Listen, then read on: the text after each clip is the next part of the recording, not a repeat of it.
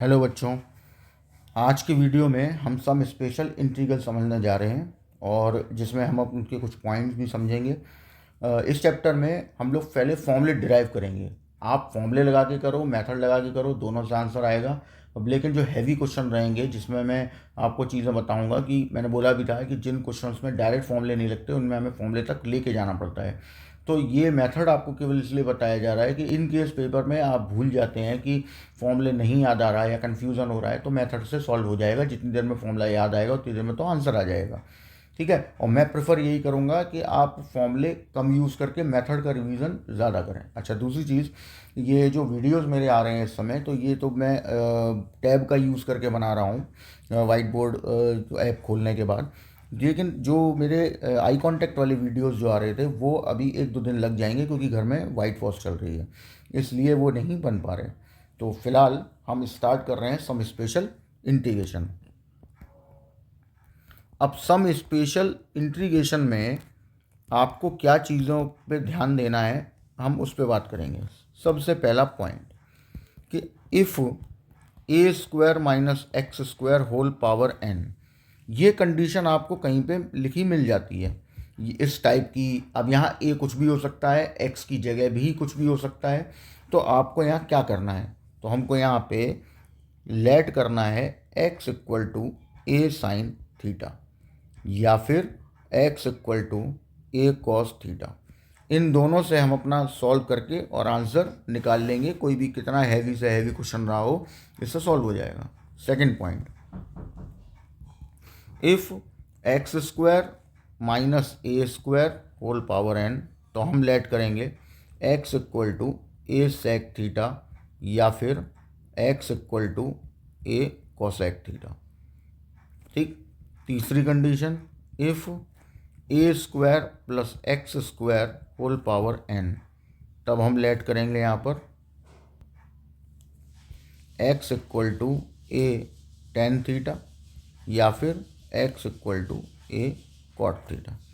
अब यहाँ पे मेन चीज़ क्या है कि हमारे पास जो ये कंडीशन दी हुई है ना, इन्होंने इनको सॉल्व करने का पावर चाहे एन कुछ भी हो, कोई भी रियल नंबर हो सकता है, इनको सॉल्व करने के लिए हम यही कंडीशन क्यों बना रहे हैं। तो मैं एक समझा देता हूँ, बाकी के तो उसी की तरीके से होने हैं। जैसे यहाँ लिखा हुआ है ए स्क्वायर माइनस एक्स स्क्वायर। अब सपोज करिए इस पर पावर 1/2 आ जाती है। ठीक है। आपने यहाँ लेट किया x equal to A sine theta, तो यहाँ आ गया A square sine square theta whole power 1/2। अब अगर यहाँ पे आप ए नहीं रखते हैं तो प्रॉब्लम ये आएगी कि यहाँ से ये ए जो है ये गायब हो जाएगा और उस वजह से कोई फॉर्मूला नहीं बन पाएगा। लेकिन अगर आप ए रख देते हो यहाँ पर तो ए स्क्वायर कॉमन मिल जाएगा, पावर 1/2 आ जाएगी। 1 minus sine square theta whole power 1/2 आ गई।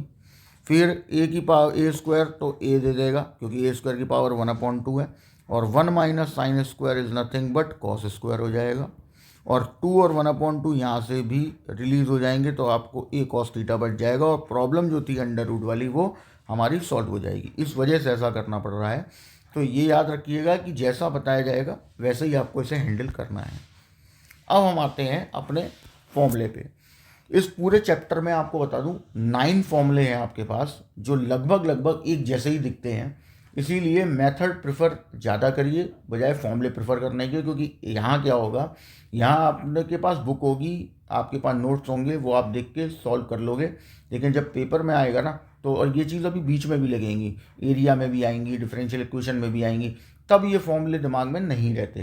तो इसीलिए मेथड को प्रेफर करेंगे हम। अब मेथड क्या रहता है, पहला फॉर्मूला है आपका D x upon A square minus x square. अब फॉर्मूला इसका जो है हमारा वो है 1/2a log A plus x upon a minus x. यहाँ मॉड जो अंदर लगा है ना वो केवल इस वजह से लगा है कि लॉग के अंदर नेगेटिव जो वैल्यू होती है वो हम नहीं ले सकते क्योंकि वो एक्सेप्टेबल ही नहीं है। इस वजह से मॉड लगा दिया गया कि वैल्यू अगर नेगेटिव भी आए तो वो पॉजिटिव हो जाए। अब इसको, ये तो फॉर्मूला हो गया, हाँ फॉर्मूला याद कर लो, नहीं तो मेथड क्या है। देखो हमने इसका उठाया LHS, d x upon A square minus x square.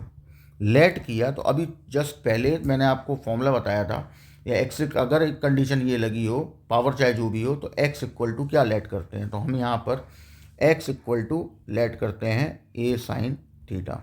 Obvious है, डी एक्स की वैल्यू निकालेंगे, ए कॉस थीटा डी थीटा। ये दोनों वैल्यू को हम यहाँ पे पुट कर देंगे, A cos theta d theta upon A square sine square theta. A ऊपर से कॉमन आ जाएगा, डिनोमिनेटर से ए स्क्वायर कॉमन आ जाएगा, cos theta d theta upon 1 minus sine square theta. ए से एक ए स्क्वायर कैंसिल हो गया, बचा 1 upon A, cos theta d theta upon cos square theta. एक कॉस से एक कॉस स्क्वायर कैंसिल हो गया, 1 upon A integration of d theta upon cos theta, ये आ गया। अब 1 upon cos is nothing but sec theta.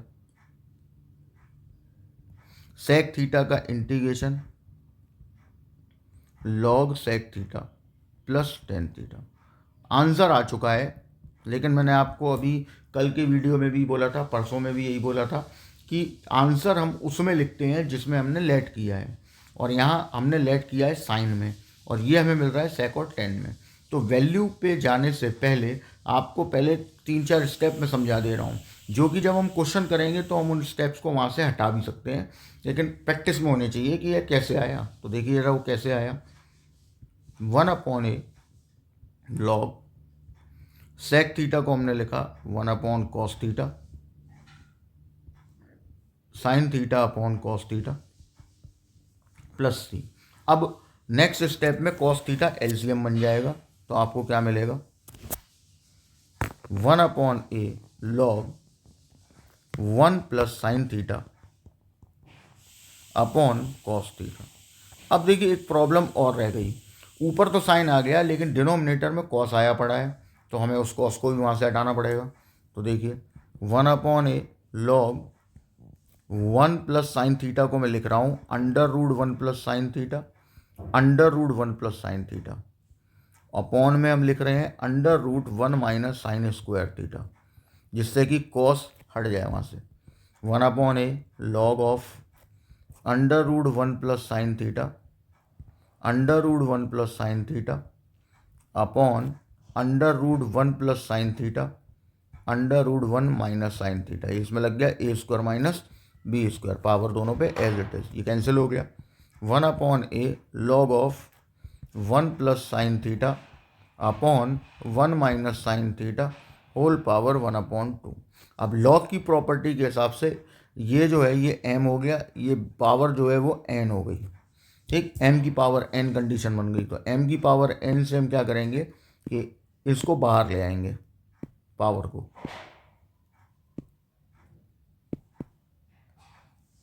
तो देखिए आ जाएगा 1 upon 2a log 1 plus sine theta upon 1 minus sine theta.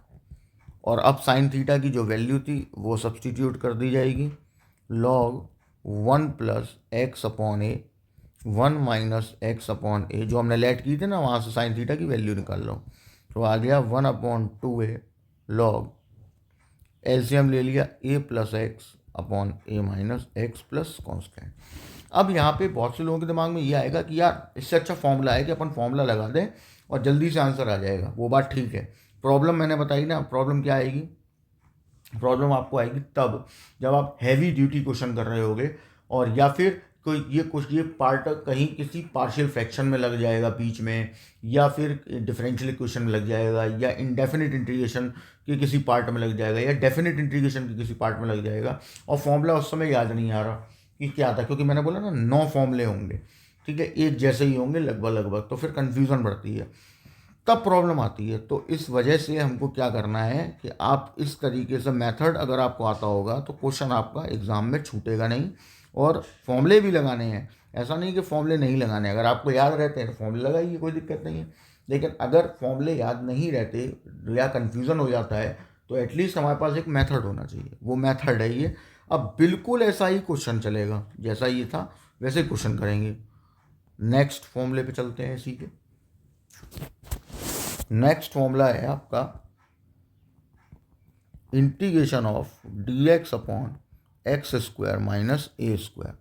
क्या लेट करेंगे, x equal to A sec theta, d x equal to A sec theta tan theta d theta. रखो value A sec theta tan theta d theta upon में ए square sec square theta minus A square. A upon A square चला जाएगा बाहर, sec theta tan theta d theta upon sec square theta minus one. ये हमें मिल गया। अब इसके बाद sec square theta minus one is nothing but tan square theta. तो sec theta tan theta d theta upon tan square theta, एक tan से tan cancel, one upon A बचा sec theta d theta upon tan theta. इसको और solve कर लिया तो solve करके क्या आया, वन अपॉन ए कॉसेक थीटा। जब आप इसको सॉल्व करोगे ना तो आएगा कॉसेक थीटा, क्योंकि ये वन अपॉन कॉस हो जाएगा, tan theta sine upon cos हो जाएगा, और साइन कॉस से cos cancel, one upon sine is cosec. आप सॉल्व करके देख सकते हैं। अब इसका इंटीग्रेशन माइनस वन अपॉन ए log cosec theta plus cot theta. अब देखो आंसर आ चुका है। प्रॉब्लम क्या है, प्रॉब्लम ये है कि हमें आंसर उस फॉर्म में लाना है जिस फॉर्म में हमें ने लेट किया हुआ है। तो अब उस फॉर्म में एकदम एग्जैक्ट नहीं आ पाएगा, मतलब सेक नहीं ला पाओगे आप। तो सेक नहीं आ रहा तो कॉस से कॉस आ जाए, उससे मिलता जुलता, जिससे कि हम वैल्यू रख पाएँ। तो देखिए अब मैं इसे चेंज करने जा रहा हूँ। तो देखिए चेंज कैसे करेंगे। यहाँ आया माइनस वन अपॉन ए लॉग कॉसेक थीटा था तो हमने उसे लिख दिया वन अपॉन साइन थीटा, और कॉट था तो लिख दिया cos theta upon sine theta plus constant. इसके बाद हमने क्या किया, एलसीएम ले लिया। अब हमारी एक प्रॉब्लम बच गई है अभी, one plus cos theta upon sine theta. हमारे पास जो वैल्यू है वो सेक में है, उसे हम कॉस में चेंज कर लेंगे, लेकिन यहाँ जो साइन दिया हुआ है वो गड़बड़ करेगा। तो साइन थीटा को मैं लिख देता हूँ under root one minus cos square theta. अब इसके बाद हम इसको भी ब्रेक कर लेंगे। तो हमने अभी जो पिछले वाले में किया था वन प्लस साइन थीटा किया था, यहाँ कॉस हो जाएगा, दो अंडर रूट्स में लिख लिया, अपॉन में one plus cos theta under root one minus cos theta. ठीक, एक कैंसिल हो गया, बचा माइनस वन अपॉन ए log one plus cos theta upon one minus cos theta whole power one upon two. अब देखना यहाँ ये बड़ा इंपॉर्टेंट स्टेप मैं करने जा रहा हूँ।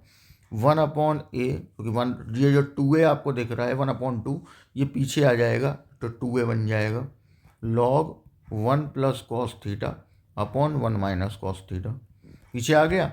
अब इम्पॉर्टेंट क्या है, ये जो माइनस है इसको मैं पावर बना दे रहा हूँ, अगेन उसी लॉजिक से जिस लॉजिक से वन अपॉन टू पीछे आया था, लॉग की पावर, लॉग एम की पावर एन के लॉजिक से, कि one plus cos theta upon one minus cos theta whole power minus one.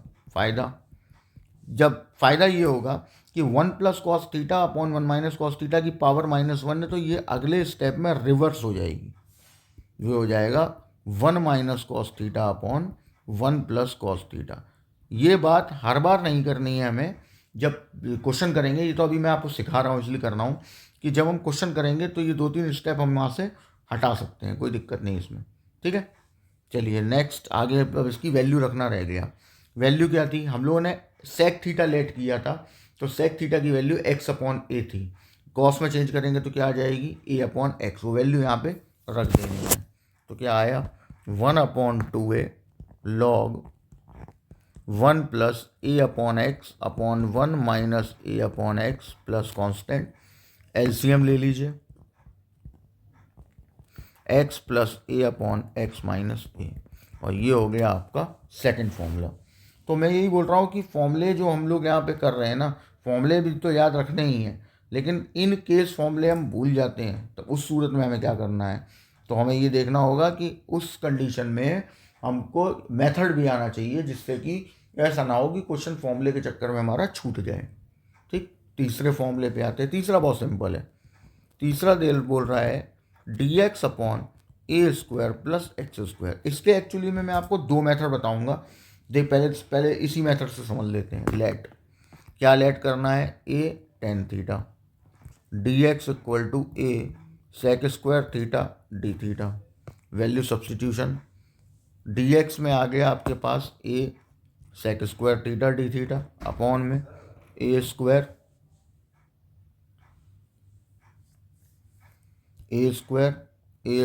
Ten square theta. अब इसके बाद हमने एक ए ऊपर से और एक डिनोमिनेटर से ए स्क्वायर कॉमन ले लिया, सेक स्क्वायर थीटा अपॉन में बचा one plus tan square theta. ए से ए स्क्वायर कैंसिल हो गया, one upon a sec square theta d theta upon sec square theta. Sec square cancel हो गया, one upon a d theta. Theta का d theta का theta हो गया और थीटा की हमने value tan inverse x upon a plus constant रख दी। अब इस वाले पर्टिकुलर जो मेथड है, ये जो थर्ड वाला है क्वेश्चन है, जो इसमें हम अलग तरीके से भी कर सकते थे। ये तो सही है, ठीक है, ये तो हमारा नॉर्मल हो गया। अभी हम इसे अलग तरीके से कैसे करते हैं, और जो कि हम करेंगे भी, क्वेश्चन जब करेंगे तो ऐसे ही करेंगे। तो इसका एक दूसरा मेथड है कि ये आपके पास कंडीशन थी, हम क्या करते हैं एक्चुअल में, क्योंकि ये खाम बड़ा हो जाता है, फालतू में नहीं करना। वन अपॉन ए स्क्वायर, मतलब ए स्क्वायर हमने कॉमन ले लिया, वन प्लस एक्स अपॉन ए का होल स्क्वायर आ गया। अब आप याद करो कि D x upon one plus x square का इंटीग्रेशन था टेन इनवर्स एक्स प्लस सी। तो उसके हिसाब से यहाँ पर टेन इनवर्स एक्स अपॉन ए होना चाहिए। अब यहाँ एक्स का मल्टीपल इस वाले में वन था, तो डिनोमिनेटर में वन लिखो या मत लिखो कोई फ़र्क नहीं पड़ा। लेकिन इस वाले में एक्स अपॉन ए का जो मतलब एक्स का जो कोफिशिएंट है वो वन अपॉन ए है, वो डिनोमिनेटर में लेना है, याद रखना, क्योंकि डिफरेंशिएशन में वो मल्टीप्लाई में जाता है, इंटीग्रेशन में डिवाइड में जाएगा। इसने इसे कैंसिल कर दिया तो आपको मिल गया one upon A ten inverse x upon a plus constant. इस तरीके, ये दूसरा मेथड है, इस तरीके से हम दूसरे मेथड को अटैम्प्ट कर सकते हैं। अब जैसे ये तीन फॉर्मूले हुए हैं वैसे ही हमें आगे के क्वेश्चंस को अटैम्प्ट करना है। तो इसमें भी दो तीन टाइप के क्वेश्चन होंगे, एकदम सीधे सीधे फॉर्मूले बेस्ड भी नहीं होंगे कि सीधे सीधे फॉर्मूले लगाए और आंसर मिल गया। तो एक्सरसाइज निकालिए जरा, आर.एस. अग्रवाल की एक्सरसाइज है 14A, और इसमें क्वेश्चन नंबर फर्स्ट से स्टार्ट होके और क्वेश्चन नंबर 16 तक डायरेक्ट फॉर्मूले बेस्ड है। हमें वो फॉर्मूले बस वहाँ पे इंट्रोड्यूस ये देखने हैं कि भाई कैसे वहाँ लगेंगे और फिर लगा देने हैं। अब देखो हमारा जो क्वेश्चन है पहला, वो है integration of d x upon one minus nine x square. सबसे पहले हम इसको उस फॉर्म में लेके आएंगे जिस फॉर्म में आपका फॉर्मूला दिया होता है। तो ये रहा आपका फॉर्म। अब फॉर्मूला इंट्रोड्यूस कराओ, a square minus x square one upon two a log, तो यहाँ आ जाएगा आपके पास a plus x upon a minus x. अब ये फॉर्मूला हम यहाँ पे इंट्रोड्यूस कराएंगे वन अपॉन टू ए, तो ए की जगह हमारे पास है वन, ठीक है, वो वन आ गया। फिर लॉग वन प्लस एक्स की जगह है three x upon one minus three x plus constant. अब यहाँ मैंने ब्रैकेट लगाया हुआ है, मॉड भी लगा सकते हो, ब्रैकेट भी लगा सकते हो, कोई इशू नहीं है उसमें, ठीक है। नेक्स्ट क्वेश्चन पे जाते हैं। अब एक क्वेश्चन दिया है इन्होंने सेकंड में, integration of d x upon 25 minus 4x square. इसको भी वैसा ही बनाओ, 5 square minus 2x square. Formula हमारे पास ऊपर लिखा हुआ है, ठीक है। अब इसमें क्या है हमारे पास, अब इसमें जैसे ये बोल रहे हैं कि 2x, यहाँ पे x की जगह है 2x और a की जगह क्या दिया हुआ है 5। अब ऐसी सिचुएशन में हमें क्या करना होता है, तो देखिए a की जगह हम यहाँ पे जब वैल्यू डालेंगे तो ये ध्यान रखना है कि जब इंटीग्रेशन तुम कर रहे होगे, अब यहाँ कोई इशू नहीं था और पिछले वाले में एक इशू और है, जब आप आंसर चेक करोगे, आंसर पे ज़रा ध्यान दो, ये जो आपका आंसर आ रहा होगा उसमें यहाँ one upon two into one, ठीक, तो आंसर हमारे पास कायदे से क्या आया, 1/2 log 1 + 3x अपॉन 1 - 3x। लेकिन वहाँ आ रहा होगा 1/6। ऐसा क्यों हुआ? ऐसा इसलिए हुआ कि आपने जब फॉर्मूला डायरेक्टली यहाँ लगा दिया तो फॉर्मूले लगाने के बाद एक चीज़ गड़बड़ हो गई जो आपने नहीं की, वो है यहाँ x के मल्टीपल जो हैं वो 3 है। डिफरेंशिएशन में ये मल्टीप्लाई में जाते हैं, इंटीग्रेशन में कहाँ आएंगे, अपॉन में। तो जब इंटीग्रेशन का फॉर्मूला आपने लगाया तो ये 3 का मल्टीप्लाई भी करना पड़ेगा यहाँ पर, इस वजह से यहाँ पे भी होगा। तो ये हो जाएगा 1/6 log 1 + 3x upon 1 - 3x। Same काम आपको अगले वाले क्वेश्चन में करना है। तो इस चीज़ का विशेष ध्यान रखना है कि जब आप क्वेश्चन कर रहे हो तो यहाँ जब फॉर्मूला लगा रहे हो तो फॉर्मूले में अक्सर गलती होती ही है कि हमने फॉर्मूला लगा दिया डायरेक्ट कंपेयर करा के, या फिर अगले क्वेश्चन को करने से पहले मैं एक चीज़ आपको पूरी तरीके से समझा देता हूँ कि अभी ऐसा भी कर सकते थे हम, तो शायद आपसे गलती ना होती। जैसे पहला क्वेश्चन था dx अपॉन 1 - 9x², ये था हमारा।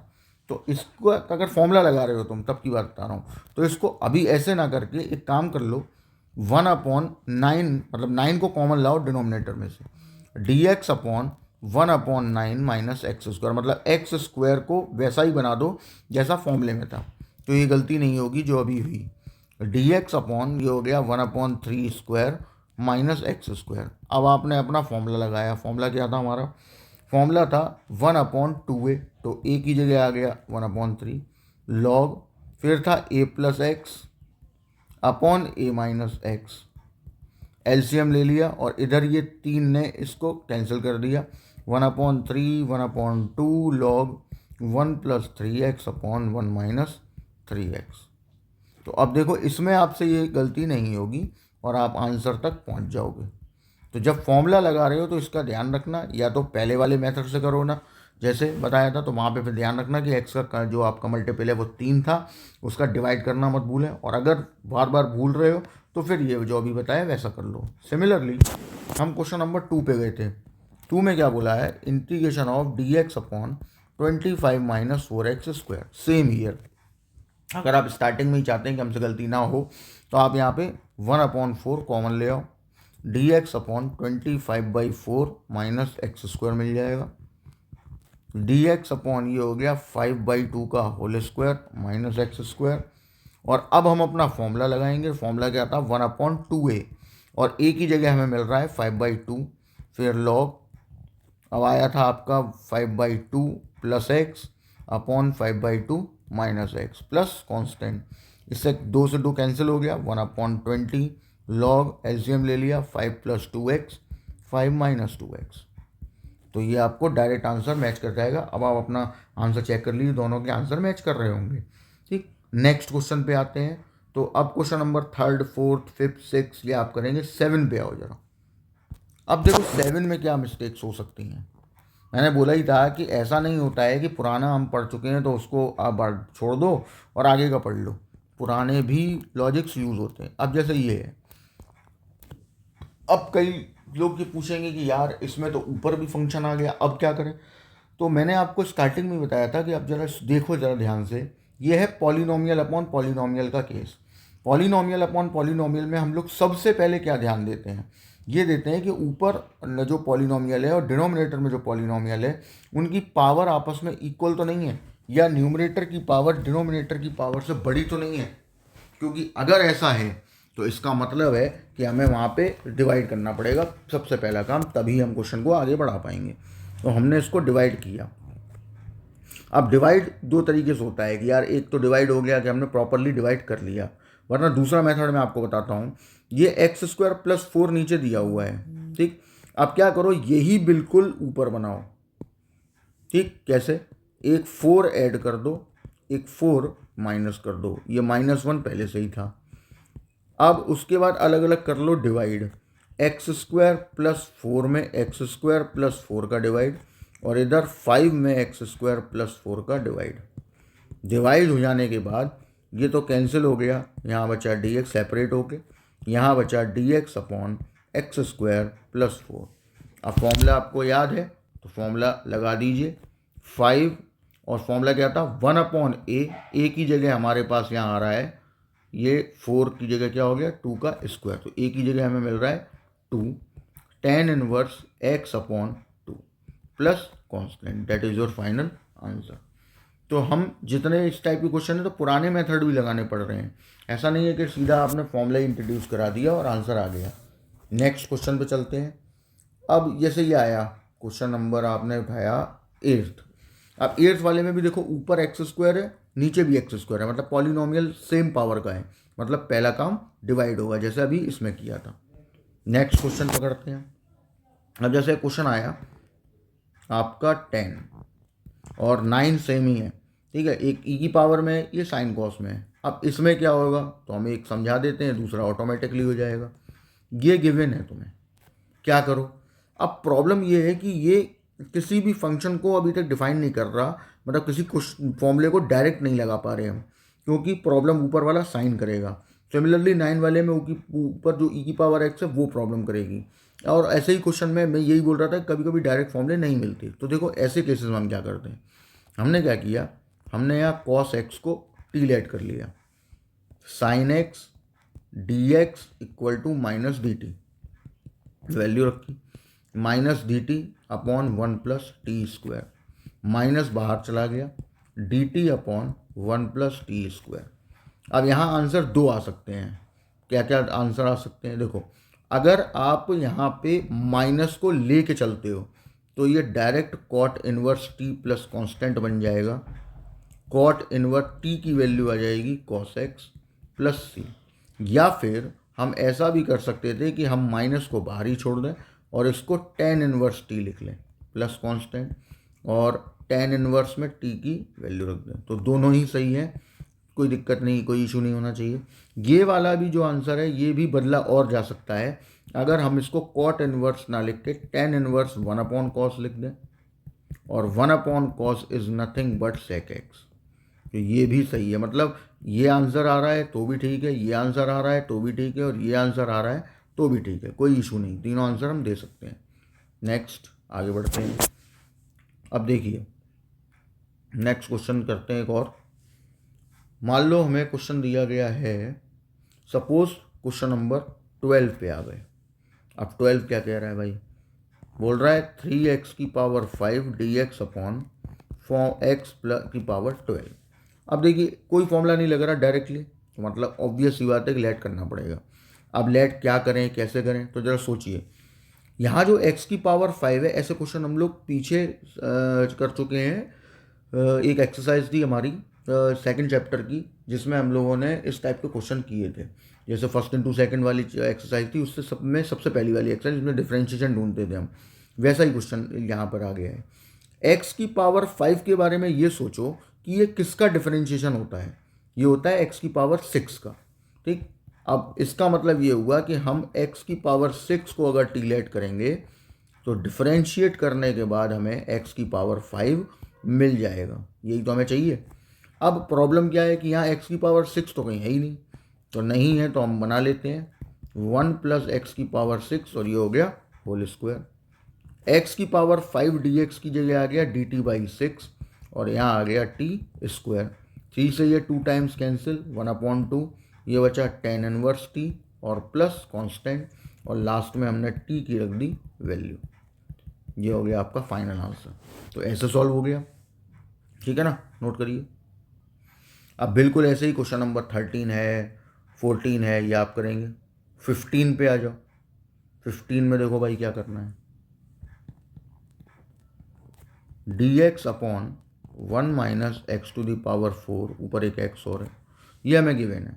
अब प्रॉब्लम क्या है, आपको सोचना ये है कि ऊपर जो ये x बैठा हुआ है ये किसका डिफरेंशिएशन होता है, ये होता है एक्स स्क्वायर का, ठीक। तो एक्स स्क्वायर इक्वल टू हमने टी लेट किया, 2x dx equal to dt आ गया, x dx equal to dt by 2 आ गया। ये वैल्यू हमें यहाँ बनानी है, x dx नीचे बनाना है स्क्वायर, तो स्क्वायर का स्क्वायर हो गया, वैल्यू रखो। ऊपर आया आपके पास dt बाई 2, तो 1/2 में बाहर ले लिया, 1 माइनस टी स्क्वायर। अब फिर कहानी फंसी, 1 माइनस टी स्क्वायर हमारे पास किसी का भी मतलब फॉर्मूला नहीं है डायरेक्टली हमारे पास, तो हम जो फॉर्मूले हमारे पास हैं हम उनका इस्तेमाल करेंगे। तो देखिए हमारे पास कंडीशन क्या थी, हमारे पास एक फॉर्मूला हमने पढ़ा था अभी, ए स्क्वायर माइनस एक्स स्क्वायर का फॉर्मूला था 1/2a log A plus x upon a minus x. ये फॉर्मूला हम अभी करके आए हैं डिराइव। ठीक, यहाँ पे हम लगाएंगे। अब यहाँ पे ये सिचुएशन बिल्कुल वैसी ही दिखनी चाहिए जैसा फॉर्मूले में थी, तो हमने इसको ऐसे लिख लिया 1 का स्क्वायर माइनस टी स्क्वायर। अब ये बिल्कुल ऐसा दिखने लगा। वैल्यू डालो 1/2a और a की जगह हमारे पास यहाँ 1 है, फिर log a की जगह 1 है तो 1 plus x upon 1 minus x bracket close plus constant. Solve कर लो 1/4, एक 1/2 बाहर था, एक ये था, मिलके हो गया 1/4 log 1 plus x upon 1 minus x plus constant. तो आप अपना आंसर चेक कर लीजिए क्वेश्चन नंबर 15 का। ठीक, अच्छा हाँ सॉरी, एक चीज़ का ध्यान रखना है, यहाँ x नहीं, यहाँ t आएगा क्योंकि हमने t में लिया हुआ है, तो यहाँ आ गया था t में। ठीक है, और t की वैल्यू रखेंगे तो x स्क्वायर आ जाएगा। अब ठीक है, ठीक, तो इसको ठीक कर लीजिए, नोट कर लीजिए। नेक्स्ट आगे चलते हैं, नेक्स्ट क्वेश्चन पे 16 पे आते हैं। 16 कह रहा है x square d x upon a to the power 6 x to the power 6। Same question same method से होगा। ऊपर एक्स स्क्वायर पड़ा है, हमको देखना है कि भाई ये एक्स स्क्वायर जो है उसकी किसका डिफ्रेंशिएशन होता है, एक्स क्यूब का, तो हमें बस वही बनाना है। तो देखो जरा मैं बनाता हूँ। ये हो गया ए क्यूब का स्क्वायर, ये हो गया एक्स क्यूब का स्क्वायर, लेट किया। अब एक्स क्यूब को हम कुछ इस तरीके से लेट करेंगे जो ये जो ए क्यूब है ये भी बाहर जाए, तभी फॉर्मूला कोई बन पाएगा। ठीक, तो हमने यहाँ लेट किया ए क्यूब टी। ठीक, यहाँ आ गया आपके पास 3x square d x a cube d t x square d x a cube d t upon 3। अब रखेंगे वैल्यू ए क्यूब अपॉन 3 बाहर, d t upon a cube square minus a cube t square. तो देखिए ए cube का जो square है वो denominator से चला गया बाहर, d t upon 1 minus t square. A cube एक कैंसिल, 3a क्यूब बचा। ये आपका हो गया 1/2a, ए की जगह आ गया 1 log 1 plus t upon 1 minus t plus constant 1/6a cube log, और रख देंगे लास्ट में टी की value x cube upon a cube 1 minus x cube upon a cube, और ए क्यूब का ले लेंगे LCM log a cube plus x cube 1a cube minus x cube. अब आप करिए अपना आंसर चेक। ये था क्वेश्चन नंबर 16। मैच कर गया?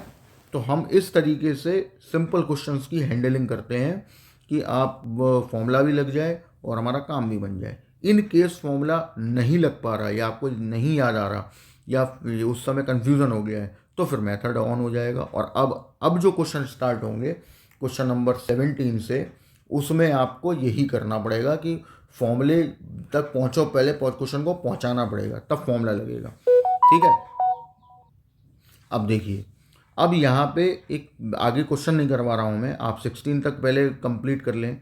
17 से नीचे जो क्वेश्चन जा रहे हैं 40 तक, इनमें दो मेथड काम करते हैं, तो हम उनको पहले करेंगे और पहले वो समझ लेते हैं कि बेसिकली होगा क्या। तो देखिए, पहले मैं एक चीज़ समझा रहा हूँ, ध्यान से समझना। हमारे पास इंटीग्रेशन कोई आता है इस टाइप का, तो सबसे पहले हमें, क्योंकि अभी क्या हो, अभी तो एक्सरसाइज चल रही है तो उसमें अलग अलग मेथड आपको अलग अलग डिज़ाइन के बता दिए जा रहे हैं। पेपर में क्या होगा, पेपर में सब मिक्स होके आएंगे तो पता ही नहीं चलेगा कौन सा क्या क्या करना है। तो ज़रा ध्यान से सुनिए, आपको सबसे पहले ये देखना है कि ये जो डिनोमिनेटर में हमें मिला है ये फैक्टराइज्ड होगा या नहीं होगा। ये बात पहले वीडियो में ही बता दी थी। अगर ये फैक्टराइज्ड हो जाता है तो इसमें हम पार्शियल में फ्रैक्शन का मेथड लगाना स्टार्ट कर देते हैं, और अगर ये फैक्टराइज्ड नहीं होता है तो हम इसमें लगाते हैं कंप्लीटिंग स्क्वायर मेथड। ये ध्यान रखना। ठीक, सबसे पहले अगर आपको ऐसा कोई क्वेश्चन मिले तो उसमें सबसे पहले ये देखो कि फैक्टर हो रहे हैं या नहीं हो रहे। अगर फैक्टर हो गए तो पार्शियल फ्रैक्शन लगाना है, अगर फैक्टर नहीं हुए तो कंप्लीटिंग स्क्वायर मेथड लगाना है। क्या होता है, कैसे होता है, हम लोग उसको बाद में डिसाइड करेंगे, पहले चीज़ें समझ लेते हैं। ठीक, अब आते हैं मुद्दे की बात पे। हमारे पास यहाँ से भी केस 2 बनते हैं, ये तो एक हो गया। अब आगे की बात समझो। हमारे पास इंटीग्रेशन अगर ये आया और इसके फैक्टर नहीं हो रहे, ठीक, तो हम इसमें डायरेक्टली कंप्लीटिंग स्क्वायर मेथड लगा देंगे। ये दूसरी बात है, ध्यान रखना इसको, कि सबसे पहले हम देखेंगे क्वेश्चन आया, क्वेश्चन में डिनोमिनेटर के फैक्टर हो रहे हैं या नहीं हो रहे, ये देखा। अगर फैक्टर नहीं हो रहे हैं तो एक बात तय है, कंप्लीटिंग स्क्वायर लगेगा। और अगर इस टाइप का क्वेश्चन है आपका, जैसा मैंने लिखा हुआ, अगर इस टाइप का है तो डायरेक्टली कंप्लीटिंग स्क्वायर मेथड लगा देना है। ये पहली कंडीशन हो गई। दूसरी, अगर तुम्हारा क्वेश्चन कुछ इस टाइप का है, सपोज, ठीक, और अभी भी डिनोमिनेटर के फैक्टर नहीं हो रहे, ठीक, तब क्या करें, तो आप डायरेक्ट कंप्लीट स्क्वायर नहीं लगा सकते। आप सबसे पहले क्या करेंगे, now first we form the differentiation of denominator in numerator. यानी सबसे पहला काम ऐसे केसेस में, इस केस में क्या करना है कि सबसे पहले हमें डिनोमिनेटर का डिफरेंशिएशन न्यूमरेटर में बनाना है, then separated the integration and when numerator is blank or fill out by a constant, then apply completing square method। ठीक, यानी सबसे पहले हमें ये देखना है कि हमारा कौन सा फॉर्म है। फॉर्म अगर फर्स्ट वाली है तो हम देखेंगे डिनोमिनेटर के फैक्टर नहीं हो रहे हैं, अगर नहीं हो रहे हैं तो हम यहाँ पे कंप्लीटिंग स्क्वायर डायरेक्ट लगा देंगे। सेकंड आपका आया कि अगर कंडीशन इस टाइप की है तुम्हारी कि ऊपर भी आपको एक एक्स का पॉलिनोमियल दिया हुआ है, तो उस केस में हमें क्या करना है कि हम सबसे पहले डिनोमिनेटर को देखेंगे कि भाई फैक्टराइज हो रहा है कि नहीं हो रहा। अगर नहीं हो रहा तो अब हम ये चीज़ ऑन कर देंगे। क्या कह रहा है वो, कि डिनोमिनेटर का डिफरेंशिएशन पहले आप न्यूमरेटर में बनाओगे, उसके बाद इंटीग्रेशन दोनों को सेपरेट करोगे। सेपरेट करने के बाद देखोगे कौन से इंटीग्रेशन ऐसा है जिसमें या तो कोई नंबर आ रहा हो न्यूमरेटर में या फिर वो ब्लैंक हो। ठीक है, ब्लैंक का मतलब है 1 हो। ठीक, तो अगर ऐसा है तब उसके बाद हम उसमें क्या लगा देंगे, कंप्लीटिंग स्क्वायर मेथड। अब यही चीज़ आपको नेक्स्ट वीडियो में मैं समझाऊंगा, इसको पढ़ लीजिए। 16 तक के होमवर्क कंप्लीट कर लीजिए जो भी छोड़े हैं। कल वाले जो वीडियो आएगा उसमें हम लोग क्वेश्चन नंबर ये जो 17 से 40 तक हैं, इनमें जो फर्स्ट जो हमने अभी आपको समझाया और सेकंड, इस टाइप के बेस्ड क्वेश्चन में समझाऊंगा कि कैसे हम उन्हें सॉल्व करेंगे। क्लियर है? ठीक है, इस वीडियो को यहीं पे एंड कर देते हैं। आप लोग आज का वीडियो आराम से देखिए, समझिए, नोट पे पॉइंट जो मैंने लिखवाए उन्हें नोट में आप यूज़ कर लिए, सामने रखिए, लिख लीजिए उनको, और कल जब आना तो वो साथ लेके आना। ठीक है, साथ लेके बैठना। आपको क्वेश्चन नंबर 17 से 40 तक मैं समझाऊंगा कि कैसे हम इन लोगों को हैंडल करते हैं। ठीक है, चलिए, ओके, बाय।